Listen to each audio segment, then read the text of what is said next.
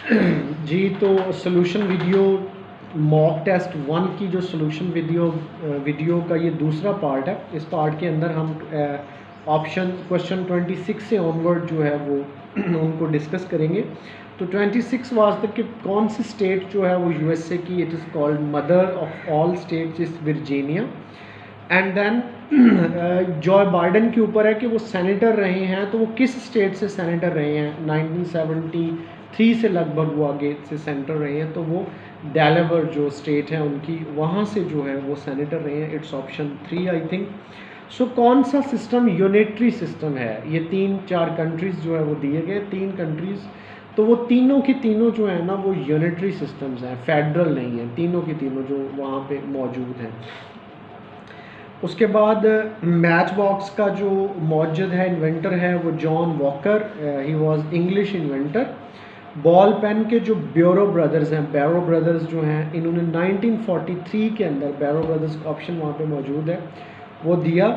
नाम इनके थे लेजल एंड जॉर्ज, और ये जो एक तरह से रेफ्यूजीज़ थे जिनका बैकग्राउंड हंगरी था, हंगरी कंट्री से ये रेफ्यूजीज़ थे और अर्जेंटीना के अंदर तब ये रह रहे थे। उसके बाद क्लॉटिंग कौन सा विटामिन करता है, तो बड़ा रिपीटेड क्वेश्चन है आपके पास पेपर्स के अंदर। विटामिन के, सी फॉर सी क्लॉटिंग, के फॉर क्लॉटिंग, तो इसको आप याद रख सकते हैं। फिर इरसा जो इंडस रिवर सिस्टम अथॉरिटी है वो, उसका हेडक्वार्टर लाहौर के अंदर है, और ये जो वाटर हमारा एकर्ड साइन हुआ था वो 1991 के अंदर साइन हुआ था। Nurul Amin, he was the only vice president in Pakistan history, और ये डिबेकल ऑफ ढाका के बाद जो है वो इनको अपॉइंट किया गया था। और याह्या खां के अंदर इन्होंने उनके टेनोर के अंदर भुट्टो के साथ जो है वो इन्होंने बतौर वाइस प्रेसिडेंट काम किया। उसके बाद 1 यूनिट जो है वो अनाउंस कब हुआ और डिज़ोल्व कब हुआ। यहाँ पे डिज़ोल्व का सवाल है, तो ये बड़ा इंपॉर्टेंट सवाल है। डिज़ोल्व जो पहले हम अनाउंस को देख लेते हैं। 1 यूनिट बनाया इसलिए गया था कि तब पाकिस्तान के 2 पार्ट्स थे, मशरकी और एक मगरबी। वेस्ट पाकिस्तान के अंदर 4 सूबे थे, 3 सूबे थे, और ईस्ट पाकिस्तान आबादी के लिहाज से ज़्यादा था और वेस्ट पाकिस्तान का रकबा ज़्यादा था। तो वहाँ पे नुमाइंदगी का मसला था, रिप्रेजेंटेशन का मसला था नेशनल असम्बली के अंदर। तो क्या किया कि पॉलिटिशियंस ने एक फ्रेमवर्क बनाया कि 1 यूनिट बना देते, इधर वाले सारे जो आपके सूबे हम इकट्ठा करके एक यूनिट में मर्ज कर दो। ये आइडिया बोगरा साहब का था, उन्होंने बोगरा साहब ने दिया, लेकिन बोगरा साहब फिर डिसमिस हो गए जब इसको इम्प्लीमेंट किया गया। उस वक्त चौधरी मोहम्मद अली थे आपके वज़ीर आज़म। तो ये नवंबर 24 94 को अनाउंस हुआ, बोगरा साहब ने किया नेशनल असम्बली में, और इसके ऊपर इम्प्लीमेंटेशन हुई 30 सितंबर 1955 को। और फिर ये ख़त्म हुआ LFO आने के बाद, जब याहिया साहब ने आके अपना मार्शल लॉ लगाया, अयूब खान साहब से उन्होंने बागडोर संभाल ली, LFO उन्होंने अनाउंस किया। तो 1 जुलाई 1970 को ये LFO के ज़रिए ये ख़त्म हो गया। दोबारा से 4 के 4 सूबे पाकिस्तान के, वेस्ट पाकिस्तान के बहाल हो गए। इसके बाद नेशनल एक अलाइंस बना था भुट्टो साहब के ख़िलाफ़ के इंतखाबात की अंदर रिगिंग हुई है 1977 के इंतखाबात में।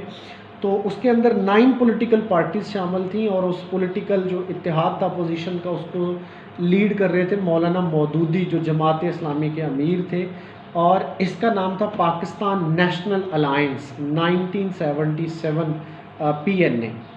इसके बाद हम अगले इस पे चलते हैं। तो जनेजो साहब थे जी, जो 1985 के इलेक्शन के बाद प्राइम मिनिस्टर बने थे, मोहम्मद अली जनेजो। 40 में है कि उस जो 18 अमेंडमेंट को बनाने वाली जो कमेटी थी, पार्लियामेंटेरियन कमेटी, उसके अंदर 26 मेंबर्स थे, और सेनेटर रज़ा रब्बानी जो थे वो उसको हेड कर रहे थे। चीफ इलेक्शन कमिश्नर की अब मौजूदा रिटायरिंग एज 68 ईयर्स है। और एक क्वेश्चन है कि मेंबर्स की कितनी है, तो मेंबर्स, ये क्वेश्चन यहाँ पे पूछा नहीं गया, मैं एडिशनल बता रहा हूँ। मेंबर्स की 65 है। और अगर चीफ इलेक्शन कमीशन की सीट वैकेंट हो जाए तो कायम मकाम जो चीफ इलेक्शन कमीशन होगा वो कौन सा होगा, तो उसमें जो मोस्ट सीनियर मेंबर होगा ना, उन चारों जो बाकी 4 मेंबर्स बचते हैं, वो आपका कायम मकाम है। एनएफसी कब दिया जाता है? तो ये एनएफसी जो होता है ये जो स्टेट के रेवेन्यू है, फेडरल रेवेन्यू है ना, उनको शेयर करने का एक फार्मूला होता है और सदर अनाउंस करता है। इसको होना चाहिए, कॉन्स्टिट्यूशन कहता है कि 5 साल के लिए दिया जाता है, हर 5 साल के बाद फिर एक नया फार्मूला डिवाइस करके उसके मुताबिक ये शेयर दिए जाते हैं। आर्टिकल आइन का आर्टिकल 160 इसको डील करता है। पैबरा के मौजूदा चेयरमैन सलीम बेग साहब हैं। एफबीआर के चेयरमैन आसम अहमद हैं। सीएम गिलगित बल्तिस्तान असम्बली ये खालिद खुर्शीद खान साहब हैं, पीटीआई के हैं। और इस जीबी की असम्बली, क्योंकि नए नए इलेक्शंस हुए हैं, एमसीक्यूज खासे पूछे जा सकते हैं, तो इसके अंदर 33 सीट्स हैं टोटल मेंबर्स। इसमें से 24 जो होते हैं वो डायरेक्ट इलेक्ट होते हैं, डायरेक्ट इलेक्शंस होते हैं 24 कॉन्स्टिट्यूंसीज़ में, और 9 फिर वो प्रोपोर्शनल जिन जैसे जैसे उनकी ज़्यादा होती है पार्टीज़ की नुमाइंदगी, उस हिसाब से वो 9 सीटें उनमें डिवाइड हो जाती है। टोटल जो हैं वो 9 है। तो सीएम जो हैं, सबसे पहले जो सीएम थे ये नसीम मैनी खान साहब थे, पीपी के ये बने थे, और अब खालिद खुर्शीद खान साहब हैं। और जीबी के अंदर 3 इलेक्शन अब तक हो चुके हैं। पहला इलेक्शन 2009 में हुआ था, फिर 2015 में हुआ, पीएमएलएन की गवर्नमेंट उसमें बनी, और अब जो मौजूदा हुए थे ये 15 नवंबर 2020 को हुए थे, और पीटीआई की इस वक्त वहाँ पे गवर्नमेंट है। अच्छा, इसके बाद हैं हमारे पहले चेयरमैन सेनेट जो हैं वो कौन है? तो 1973 में सेनेट हमारा वजूद में आया। तो 1973 से 1977 तक हबीबुल्ला साहब जो है वो आपके चेयरमैन सेनेट रहे। ये पेशावर हाई कोर्ट के चीफ जस्टिस भी रहे थे, जज रहे थे पेशावर हाई कोर्ट के पहले, सेनेट का चेयरमैन बनने से पहले। और अयूब खान के जो दौर हुकूमत है उसके अंदर ये इंटीरियर मिनिस्टर भी रहे हैं। अलीगढ़ के ग्रेजुएट थे। और इनके बाद जो सेकंड, पहला तो अक्सर पूछा जाता है, सेकंड का जो होता है वो नहीं होता पता कि सेकंड कौन था। तो सेकंड जो था वो आपका जो सेनेट का चेयरमैन है वो गुलाम इसहाक खान साहब हैं, जो बाद में हमारे प्रेसिडेंट भी बने। उसके बाद अब्दुल सत्तार ईदी साहब का जो पूछा गया है कि वो कहाँ पैदा हुए, तो गुजरात, इंडिया की गुजरात के अंदर एक टाउन है बंटवा, वहाँ पे स्पेल थोड़े से मिस्टेक थे, BANTVA, वहाँ पे पैदा हुए थे ये।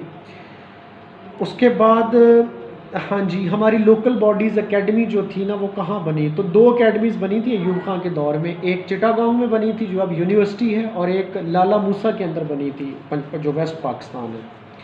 और पहला जो आपका क्रिकेट मैच हुआ वो वैसे तो ढाका में हुआ था, लेकिन चूंकि अब हम वेस्ट पाकिस्तान की बात कर रहे हैं तो बहावलपुर के अंदर हुआ था पहला इंटरनेशनल क्रिकेट मैच जो पाकिस्तान ने खेला। फिर वाखान कॉरिडोर जो है वो किसको अलग करता है, ये सवाल पूछा गया था। तो ये अफ़गानिस्तान और ताजिकिस्तान को सेपरेट करता है पाकिस्तान से।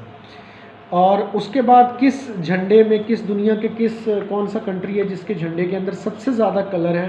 तो वो बैलेजी था। ये सेंट्रल अमेरिका का एक जो है वो कंट्री है जिसने यूके से 1981 में जो है वो आज़ादी ली। फिर जो बुक का नाम पूछा गया है वो हिटलर साहब की लिखी हुई बुक है।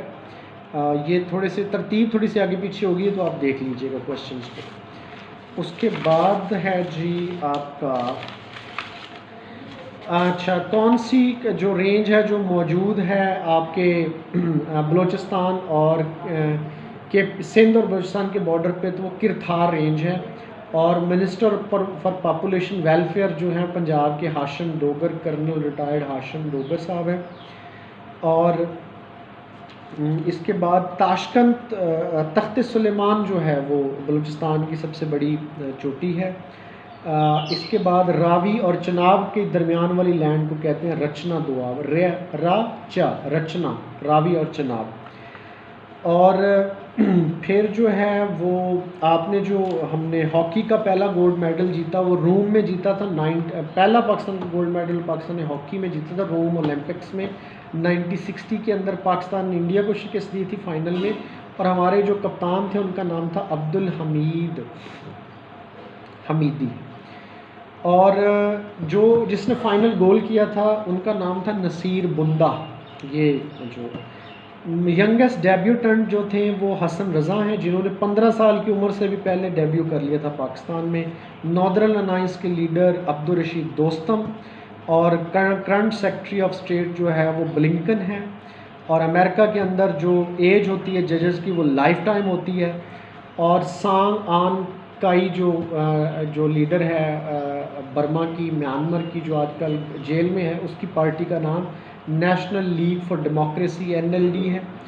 और इसके बाद एक और क्वेश्चन था 35A इंडियन आर्टिकल के अंदर कब इंसर्ट हुआ, तो वो 1954 में हुआ था, जिसके ज़रिए कश्मीर के अंदर 4 काम मना कर दिए गए कि कोई गैर कश्मीरी वहाँ पे रिहाइश नहीं बना सकता, डोमिसाइल नहीं बना सकता, शादी नहीं कर सकता, वहाँ पे स्कॉलरशिप अवेल नहीं कर सकता और नौकरी नहीं कर सकता, यानी कि डेमोग्राफिक चेंजेस नहीं आ सकती थी। तो जब इंडिया ने ये ख़त्म किया है 5 अगस्त 2019 में, तो अब वो उन्होंने समझ लें कि अपना पूरा इंडियन जो सारी की सारी ये चीज़ें अलाउ कर दी हैं, किसी भी नॉन कश्मीरी के लिए, कोई भी इंडिया का रेजिडेंट यहाँ पे आके ये सारे काम कर सकता है।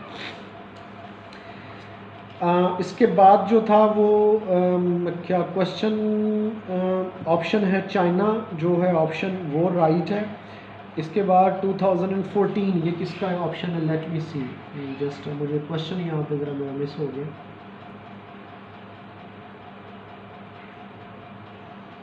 हाँ जी, टिकटॉक ऐप जो है वो चाइना की है, और पाकिस्तान को जो G+ स्टेटस दिया था यूरोपीय यूनियन में, वो 2013 में उन्होंने दे दिया था। 2014 से हम उसको मुस्तफ़ीद हो रहे हैं उससे आज तक।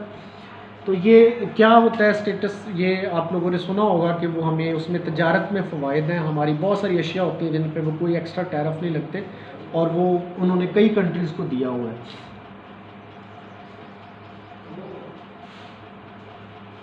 हाँ जी, फटफ के अंदर कितने मेंबर्स हैं, तो इट हैज़ 39 मेंबर, 37 कंट्रीज़ हैं, 2 रीजनल ऑर्गेनाइजेशंस हैं, और पाकिस्तान का सबसे बड़ा एक्सपोर्ट का जो डेस्टिनेशन है जहाँ पाकिस्तान की सबसे ज़्यादा एक्सपोर्ट्स जाती हैं वो USA है।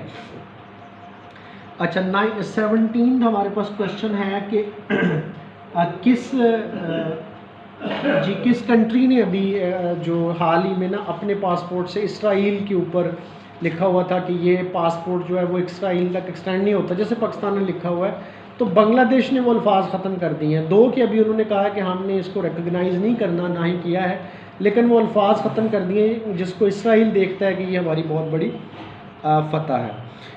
फिर जो है वो आपका यूनाइटेड नेशन इन्वायरमेंटल प्रोग्राम जो लॉन्च हुआ था, ये 5 जून 1972 को लॉन्च हुआ था, नैरोबी के अंदर इसका हेडक्वार्टर है। और इसकी इस दफ़ा जो वर्ल्ड एनवायरनमेंट डे जो 5 जून को मनाया गया, और उसकी सबसे बड़ी जो सेरेमनी थी वो पाकिस्तान में हुई, जिसको प्राइम मिनिस्टर इमरान खान ने एड्रेस भी किया। अच्छा, उसके बाद है आपके पास 73 के अंदर है कि जो करंट सेक्रेटरी जनरल है गटरस जो है वो किस कंट्री से हैं, तो ये पुर्तगाल के हैं, और ये प्राइम मिनिस्टर भी रहे हैं पुर्तगाल की कंट्री के, और इनकी टर्म जो है वो अब 30 दिसंबर को ख़त्म होने वाली है, और इसको मज़ीद एक्सटेंशन नेक्स्ट 5 ईयर के लिए भी सिक्योरिटी काउंसिल ने कह दिया कि हम इसको सपोर्ट करेंगे। और 17th अमेंडमेंट मुशर्रफ की प्रेसिडेंसी के अंदर जो है जी पास हुई थी।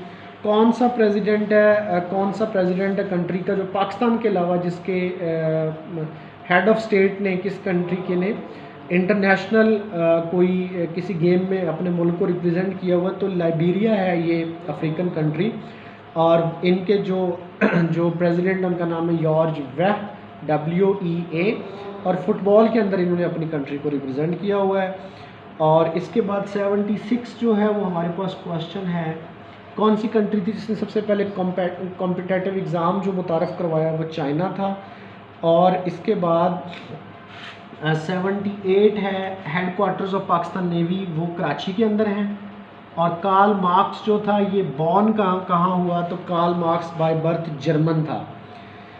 और फिर जो हमारी बुक है यहाँ पे दी हुई writer mirror for the blinds, ये अब्दुल सतारीदी के ऊपर किताब लिखी है तहमीना दुरानी साहबा ने, ये उसकी राइटर हैं।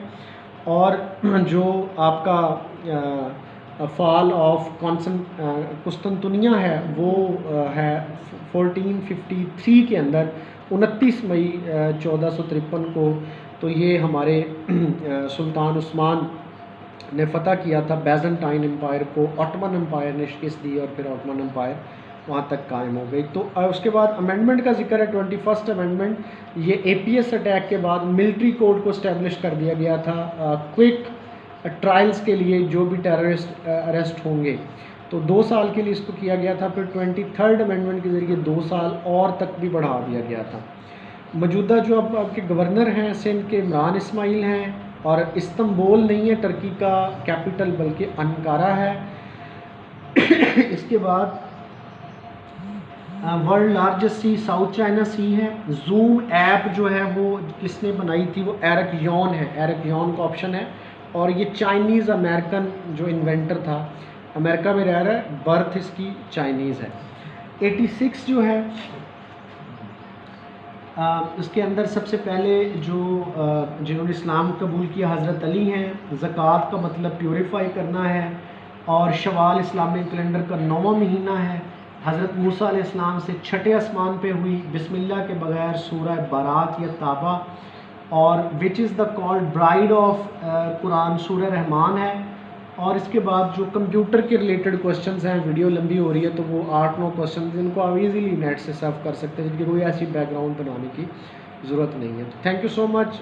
ये हमारा पहला सोल्यूशन था। अब अगला सोल्यूशन जैसे ही हमारा टेस्ट होगा, आज के जो जिन्होंने नहीं देखा हुआ पेपर, मैं पिक्स डाल देता हूँ कमेंट सेक्शन में, वहाँ से देख के आपको आइडिया हो जाएगा। अगला क्या होगा कि हमने जो पेपर लेना है मॉडल पेपर, उसी को सामने रखेंगे, उसकी रिकॉर्डिंग करेंगे, और उसी के साथ ये डिटेल हैंड रिटन फॉर्म में भी लिखी होंगी, जो एक्स्ट्रा डिटेल्स मैं बताता हूँ, ताकि वो आप लोग इजी से उसको अपने पास डाउनलोड कर लिख लें और आपके काम आए।